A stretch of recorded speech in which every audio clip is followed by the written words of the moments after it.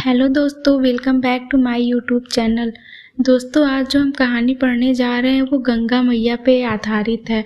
आज हम जानेंगे कि गंगा मैया का जन्म कैसे हुआ। चलिए ये कहानी शुरू करते हैं। और अगर कहानी पसंद आए तो चैनल को लाइक एंड सब्सक्राइब करना ना भूलें।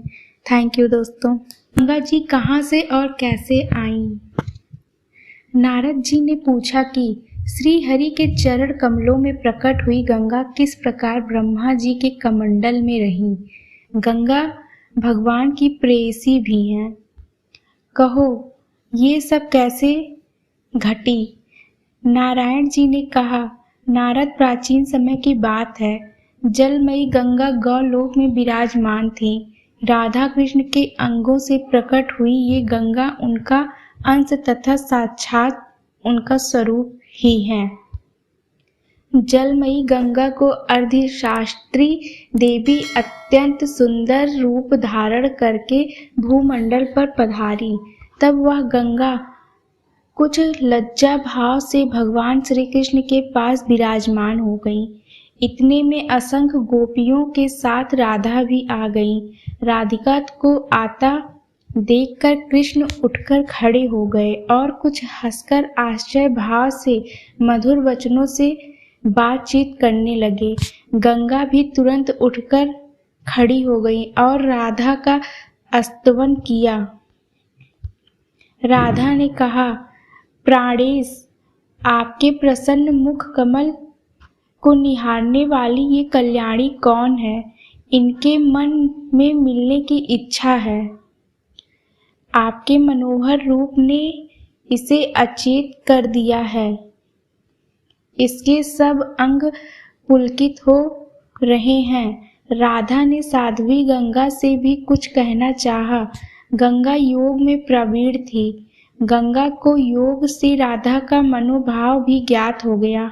अतः बीच सभा में ही अंतर्ध्यान होकर वे अपने जल में प्रविष्ट हो गईं। तब सिद्ध योगिनी राधा ने योग से इस रहस्य को जानकर उस जल स्वरूपी गंगा को अंजलि से उठाकर पीना प्रारंभ कर दिया।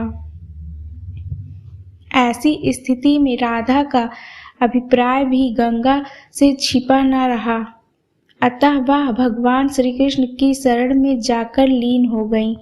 जब राधा ने गंगा को गौलोक, बैकुंठ लोक तथा ब्रह्मलोक आदि सब जगहों पर ढूंढा, परंतु वह कहीं नहीं मिली। उस समय सर्वस्त्र जी का नितांत भाव हो गया।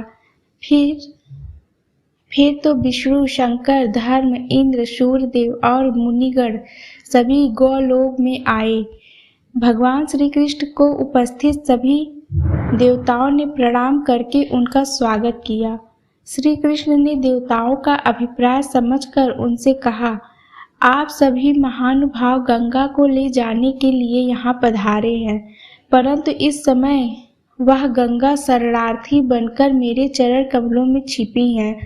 मैं आप लोगों को उस हर्ष सौंप दूंगा, लेकिन आप पहले उसे निर्भय कर दें, क्योंकि राधा उसे पी जाने के लिए उद्यत थी। फिर तो वे सब देवता भगवती राधा को प्रसन्न करने में लग गए। भक्ति के कारण अत्यंत विलीन होकर ब्रह्मा जी ने अपने चारों मुख से राधा जी की स्तुति की। ब्रह्मा जी की इस प्रकार की प्रार्थना पर राधा जी हंस पड़ी। उन्होंने गंगा की सभी बातों को स्वीकार कर लिया।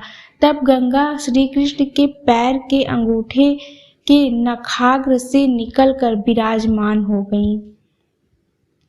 ब्रह्मा जी ने गंगा के उस स्वरूप को कमंडल में रख लिया।